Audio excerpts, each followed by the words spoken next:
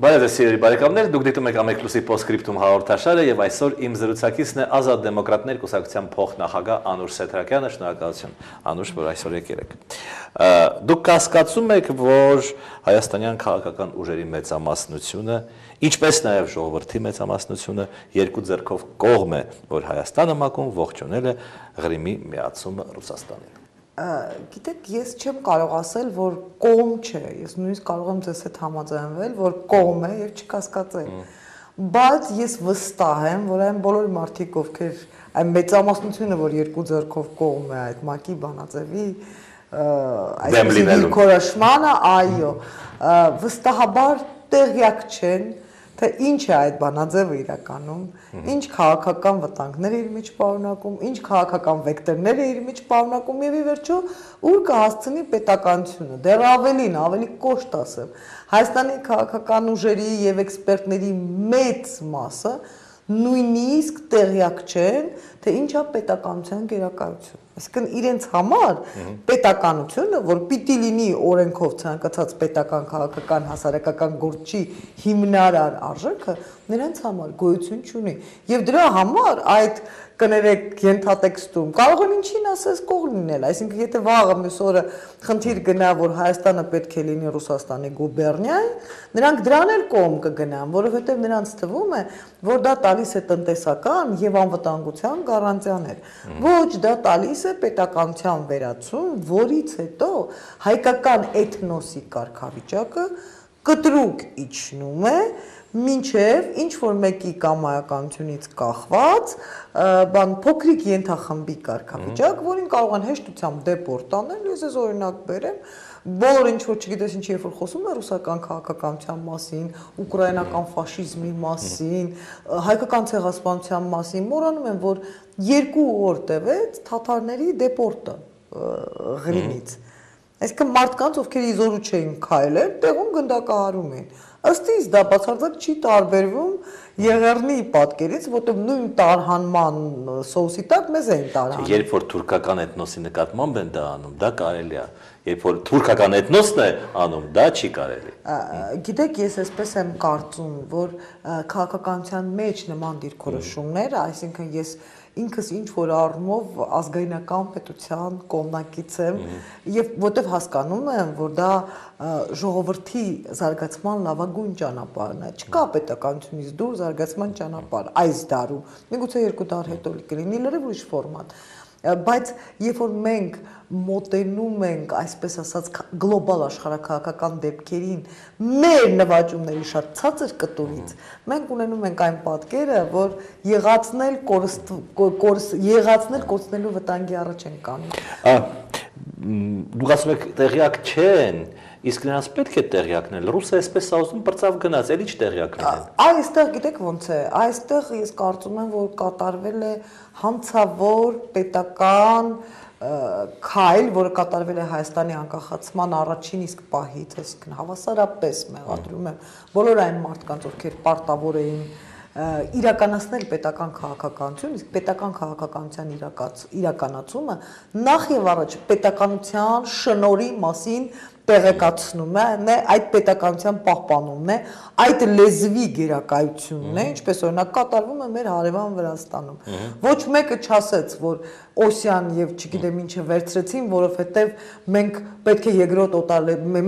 լեզու պետական պիտի մտցնեինք իբրև ռուսերենը։ Որևէ մեկը չասեց, որտեւ իրենց մեջ արդեն այդ գերակայությունը ամրապնդված է, արդեն պետականորեն դրված է, ռոպագանդված է եւ այս պարագայում մենք պետք է հասկանանք մի խիստ կարևոր բան, որ Հայաստանի պետական քաղաքականության բացակայությունը Հայաստանի ներկայիս իրավիճակի թիվ 1 պատճառն է եւ այդ հիմնապատճառը պետք է ցույց տրվի։ Ստացվում է, որ դուք ժողովրդին դեմ եք, հա, ժողովուրդը ձայն բազմած ձայն ասո։ Հիմա 99%-ը ենթադրենք ուզում է Ռուսաստանի կազմի մեջ մտնել։ Դուք ինչու եք հակադրվում ժողովրդի կամքին։ Գիտեք ոնց է, ես ժողովրդի կամքի, մենք եկեք տարբերենք, մի քիչ մտնենք ֆիլիսոփայական դաշտ, 2 տիպի կամք կա։ Մեկը կույր կամքն է, որը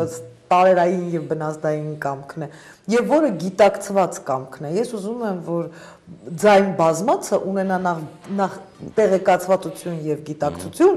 առայն թե ինչ է կատարվում իր շուրջը, նոր արտահայտի իր կամքը, որտեվ այս պահին նա չի արտահայտում իր կամքը, նա արտահայտում է ուրիշի կամքը։ Ռուսաստանի մի քանի այսպես կոչված ռուսամոլ հովիվների, որոնք առաջնորդում են ուղղությամբ, դա իրենց կամքը չի։ Կամքը գալիս է իմացությունից հետո։ Դու պետք է տեղյակ լինես, նոր կամք արտահայտես։ Տեղեկացվածության կոմպոնենտը ցավոք բացակայում է։ Ինչ է դուք ուզում եք, կասեն ձեր որ Հայաստանը քվեարկեր Ուկրաինայի տարածքային ամբողջականության օգտին։ Ես կարծում եմ, որ կար այստեղ չեզոքության տարբերակը, որ հիանալի պահում էր բալանսը, որովհետև բավականին մեծ էր այն կամպանիան, որը նեյտրալիտետ պահպանեց այդ իրադրության մեջ, եւ այդ դեպքում Հայաստանի համար չէր լինի այդպիսի խոշոր քաղաքական եւ դիվանագիտական մարտահրավեր, որտեվ սա մարտահրավեր է, որովհետև հիմա դուք չեք պատկերացնում, թե քանի ուղղություններով մեր դեսպանները մի կերպ ստիպված կլինեն ինչ-որ մի բան բացատրել, անհոդաբաշխ եւ իհարկե չեն կարող բացատրել, թե ինչով էր պայմանավորված Հայաստանի այդպիսի բևեռացած դիրքորոշումը։ Բայց դեսպանների փոխարեն ես բացատրեմ։ Եթե մենք նույնիսկ ձեռնպահ քվեարկեինք, կասեն այդ դեսպանները պրիվատ խոսակցության ժամանակ off the record կասեն, եթե մենք նույնիսկ ձեռնպահ քվեարկեին, Ռուսաստանը Ղարաբաղը կտար Ադրբեջանին, գազը կկտրեր, լույսը կկտրեր, հեռախոսակապը կկտրեր։ Ուրեմն գիտեք ոնց է, երբ որ դու ինքնուրույն քաղաքականությունը զիջում ես ուրիշին, դու պիտի պատրաստ լինես նրան, որ եթե դու սկսես կողմ քվեարկել բոլոր հնարավոր հանցավոր որոշումներին եւ բոլոր ազգուրած այսպես վերդիկտներին միևնույն է քեզնից եւ գազը կկտրեն եւ ջուրը կկտրեն եւ Ղարաբաղը կվերցնեն, որտեղ պետական քաղաքականությունը դա ալտերնատիվ ուղիների որոնումն է եւ դրանց կայացումը։ Եթե դու ընտրում ես մի ճանապարհ, այդ ճանապարհին սպասվում են քեզ բազմաթիվ խութեր, որտեղ Ռուսաստանի արտաքին քաղաքականությունը, ինչպես նաեւ ներքինը, մեղմ ասած խնդրահարույց է, այսինքն Ռուսաստանը բազմիցս դավաճանել է իր դրսի պարտներներին, մենք ունենք Իրաքից, Սիրիայի եւ Սերբիայի մի փունջ, որ արդեն բավարար է, որ ցույց տալով բացարձակ իբր թե աջակցություն իրականում այդ բոլոր երկրները պարտվել են միջազգային արենայում, եւ ունենք նաեւ երկրի ներսում իրավիճակ, որտեղ ինձ շատ մի բան է հետաքրքրում, 140 միլիոն բնակչություն է։ Իդեպ ընդամենը մի քանի տարի առաջ 145 էր։ Պատկերացնում եք ինչպիսի դեմոգրաֆիական անկումն է, առաջին երկիրն է, ինչպիսի դեմոգրաֆիական անկում։ Դու 145 միլիոնի մեջ մի նախագահության ալտերնատիվ տեխնացություն ես, դա արդեն նշան է, որ ներքին քաղաքականության մեջ մենք գործ ունենք ավտորիտար դիկտատորական պետության հետ, որը ամեն պահին կարող այդ ձեր ասած կույր կամքով որոշում կայացնել, որտեղ արդեն ձայն բազմած ձայն Աստծո չէ, ձայն մեկի ձայն Աստծո է, նա որոշում է կայացնում եւ այդ որոշումը իրականացնում։ Գուցե մենք ինչ որտեղ մեծամիտ ենք, երբ նեղվում ենք, որ հայտնվել ենք Զիմբաբվեի կողքին։ Իսկ ինչու մենք պետք է լինենք Զիմբաբվեից լավը։ Այդտեղ ես այդ լրիվ համաձայն եմ, որտեղ մեր մեծամտությունը ոչնչով արդարացված չէ, որտեղ երբ որ մենք խոսում ենք պատմական, իդեպ ես ասեմ, որ պարզվում է, որ վերջերս ռուսներն էլ ասում են, որ իրենք պատմական հսկայական նվաճումներ ունեն եւ իրենք շատ մեծ մշակութային պատմական անցյալ ունեն։ Եթե մենք սկսենք համեմատել տարբեր երկրների, ռուսները չունեն մշակույթ։ Չէ, իհարկե ունեն եւ նույնիսկ իրենց ավելի ներկա է, քան մերը։ Իրենք ժամանակի մեջ շատ ավելի մոտիկ են։ Բայց ես կարծում եմ, որ քաղաքական դաշտում, իսկ խոսքը գնում այնուամենայնիվ քաղաքական հասարակական դաշտում, պատմական նվաճումները չեն, որ կազմում են երկրի հաջողության գրավականը։ Մենք պետք է խոսենք տնտեսական եւ հասարակական նվաճումների մասին, այսինքն ինչքան առաջ է գնացած հասարակական մշակույթը, ինչքան մարդը պաշտպանված է այդ երկրում, այնքան այդ երկրում ուրեմն լավ են իրականանում գործընթացները եւ ինքան ինքը հաղթող կլինի, որտեղ տեսեք ինչ է անում Պուտինը, նա ժողովրդին այժմ կոնսոլիդացնում է այսպես կոչված հաղթանակի տեսլականով։ Այդ կոնսոլիդացիան շատ կարճաժամկետ է, որովհետեւ վերջը վերջանում են ֆանֆարները դադարում են, բոլոր ջութակները լռվում են եւ սկսվում է առօրյա կյանքը։ Իսկ առօրյա կյանքի մեջ հարցադրումներ կան։ Ինչ է լինելու ռուսական ռուբլու հետ։ Ինչ է լինելու ռուսական ճանապարհների հետ։ Ինչ է լինելու ռուսական միջազգային իզոլացիայի հետ։ Պուտինը ասում է, որ ինքը անցնելու է Չինաստանի եւ Ճապոնիայի պես Mastercard-ը կլինի ռուսական։ Այո, Mastercard-ը կլինի ռուսական։ Իրենք մի բան են մոռանում, որ Ճապոնիան եւ Չինաստանը այդ համակարգը մշակում են իբրև այլընտրական համակարգ, այսինքն եթե Չինաստանի թե Ճապոնիայի վալյուտան հրաշալի կոնվերտացվում է միջազգային շուկայում եւ դրա շնորհիվ է ստեղծվում այդ համակարգը։ Իսկ միջազգային շուկայում ռուբլու անկումը, ասենք հիմա կատարվում է $1000 ինտերվենցիան,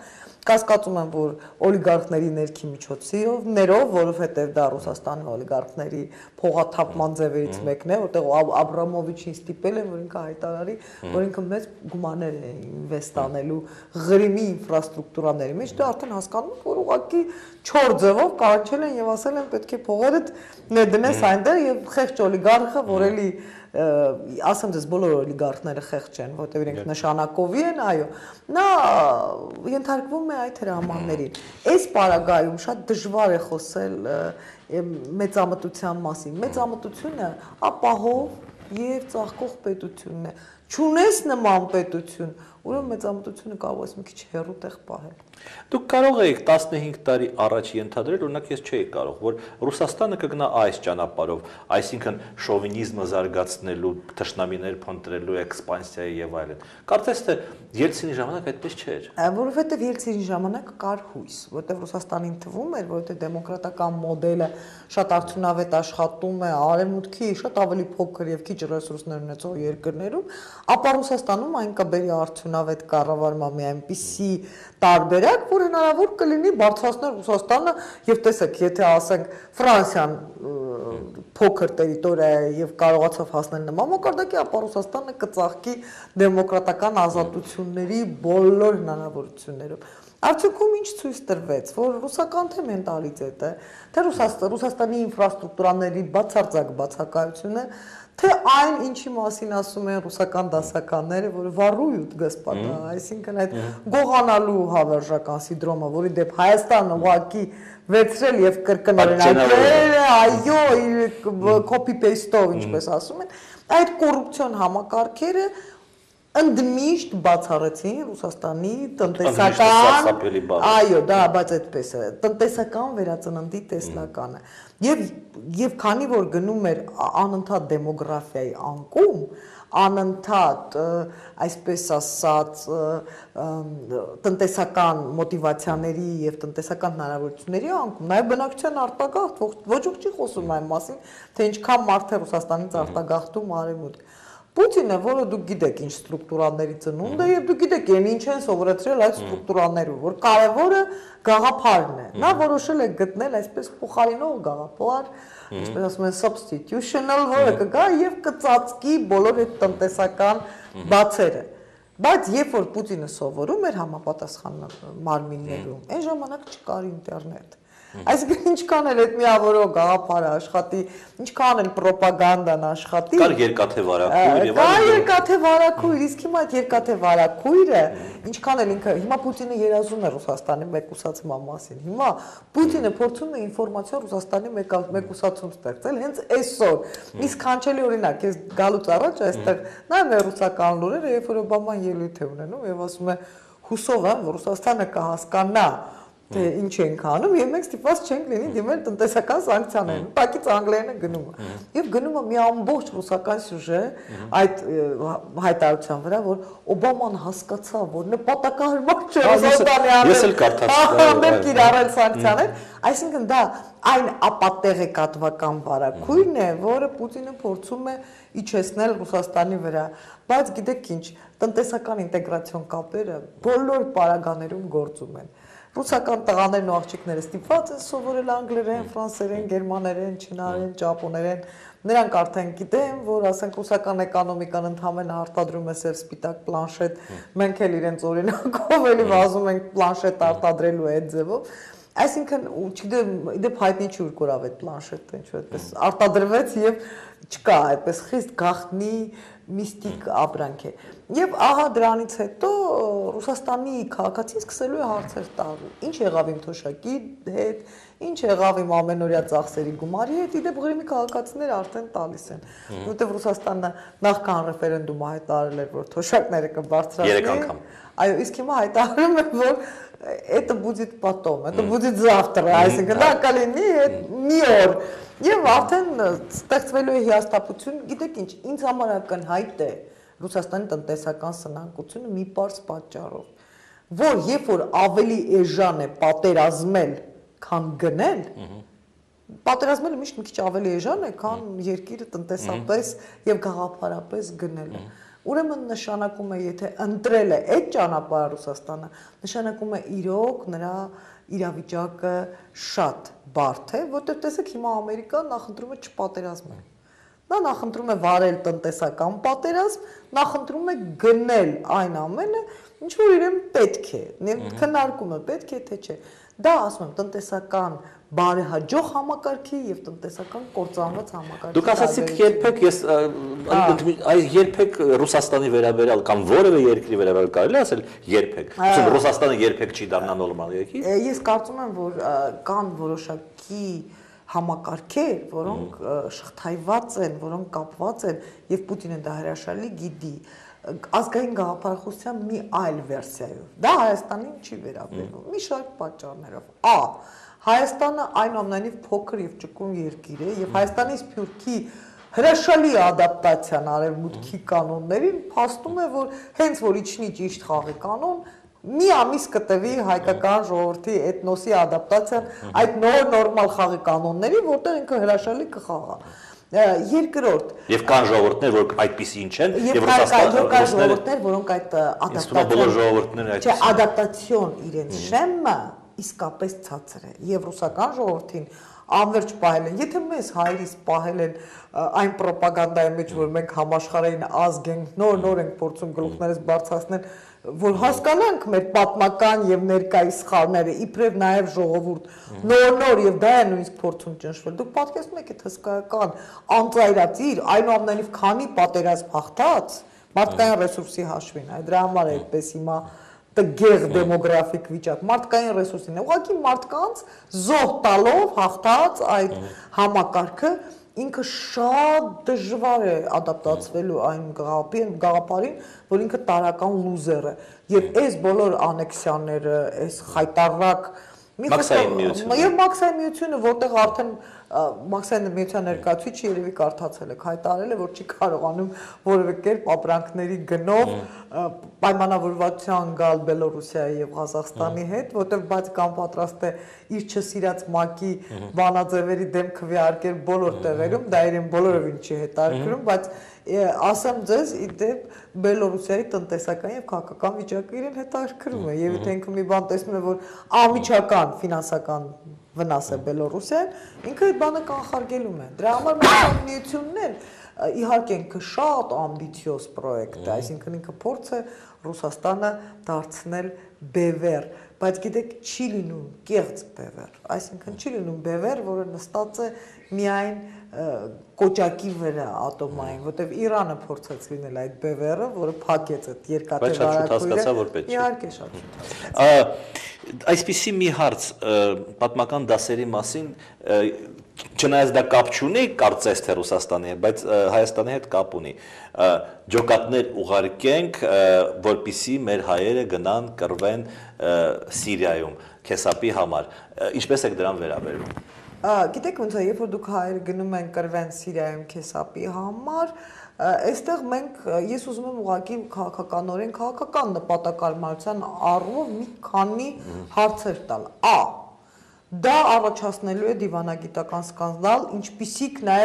ինչպիսի սկանդալ նաև նախապատրաստվում է, ասեմ ձեզ, Վրաստանի սահմանի վրա, որովհետև արդեն ակտիվացել են ախալքալակյան ակտիվիստները, որոնք ուզում են դեստաբիլիզացիա։ Դա ռուսական դեստաբիլիզացիան է եւ մերոնք հաջողությամբ կայացնում են։ Հիմա նայեք, երբ որ մենք այդ ջոկատներ ուղարկում ենք, ես խիստ կասկածում եմ, որ դա ջոկատներ կգնան, բայց այնուամենայնիվ պոտենցիալ Բայց հայրենասերները հիմա ասում են գնանք կռվենք։ Ես կտեսնեմ, քանի հայրենասեր կհավաքվի կռվելու, ես ուղղակի ուզում եմ դրա պրակտիկ իմպլեմենտացիան, հա, այդ արևմտյան պոզիտիվիստական կրթությունն ի վրա ազդել է։ Ուզում եմ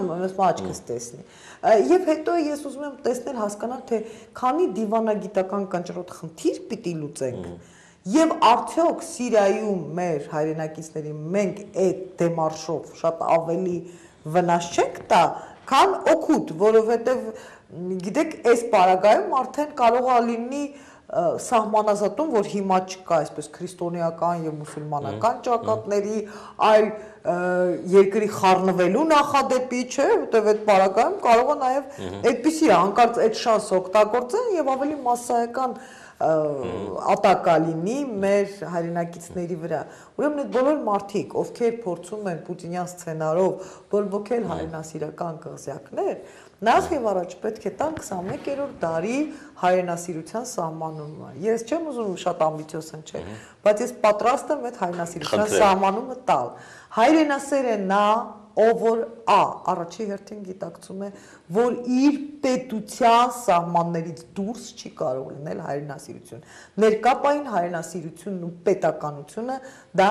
մի բան է։ Բ. Հայրենասիրության գաղափարը պայմանավորված է քո պետության արդար ներքին ստրուկտուրայով, արդարության եւ ինքնիշխանության բացարձակ համակարգով, այսինքն պաշտպանված քաղաքացի, պաշտպանված պետության սահմաններում, պետականության խորը գիտակցմամբ։ Ահա սա է հայրենասիրության ֆորմուլը։ Մնացած բոլոր պատմական ցիտատները ընդհանրապես պատմական ցիտատներ են, մնացած բոլոր ապագայի բացականչությունները ընդհանրապես բացականչություններ են, հայրենասիրությունը պետք է ծավալվի կոնկրետ ոլորտում։ Ես կոնկրետ ոլորտում ծավալվող հայրենասիրության նախադեպերը տեսնում եմ Հայաստանում, բայց դրանք բնավ կապ չունեն ջոկատների հետ։ Շնորհակալություն հետաքրքիր զրույցի համար։ Սիրելի բարեկամներ, իմ զրուցակիցներ Ազատ դեմոկրատներ կուսակցության փոխնախագահ Անուշ Սեթրակյանը, մենք կհանդիպենք երկուշաբթի օրը։ Տեսություն։